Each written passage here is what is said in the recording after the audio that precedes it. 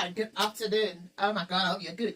So I'm just around doing a few things in the house and something just came up. I just had a reflection on the lifestyle of our grandparents. Come to think of it, our grandmothers, they went through menopause without HRT, okay?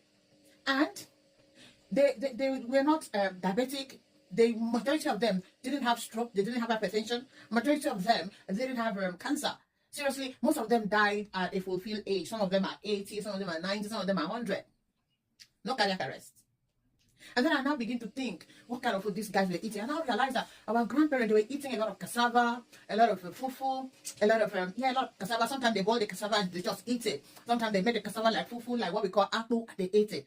That cassava they eat actually is what helped them in reproduction. Cassava has a lot of hormones in it. It has testosterone that helps men. You know what testosterone do to men? It has progesterone, it has estrogen, it has folic acid, it has folate. I mean cassava, the one we call apple fufu, the one we have thrown away, the one we call poor man's food. That was why those are our grandmas. They were giving birth to 12 children, 13, 14, 11, and then our grandfathers, they were still having that horsepower. They married 3, 4, 5 women, 2, 3, 4, 5, and they were servicing them one by one, and they were having all sorts of children. One man can have 40 children. Because they ate organic food, they ate a lot of cassava and yellow yam. Yellow yam. Today, if you go to Nigeria, you go to like places like Cross River, places like Akwa Ibom, maybe you can see 1 or 2 yellow yam. Yellow yam is disappearing completely. But thank God for Jamaica, the Caribbean, they still cultivate a lot of yellow yam. And when they bring it to England, a very tiny piece is 20 pounds.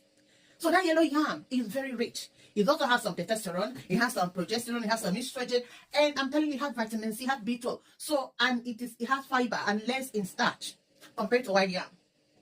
Okay? So you see, our grandparents were eating healthy. They don't go to school. Nobody taught them. And when they cook their food, they don't add seasoning. They just add their fish and their crayfish, and the food tastes delicious. I'm telling you. And you find out that they were not eating red meat every day. They were not eating beef. They eat more of what we call common cow skin tribes. They like tribes. They like cow skin. They were not eating red meat. They were not eating chicken every day. No. Sometimes they eat chicken like occasionally, maybe the Easter, maybe Christmas and all of that. Or when they want to eat meat. My grandfather had bush meat.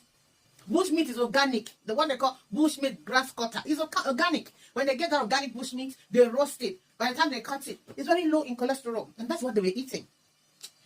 And you find out that when they cook porridge yam, so they're not good porridge yam, and they're going to put so much vegetable, what we call in my language, they're going to put loads and loads of vegetable.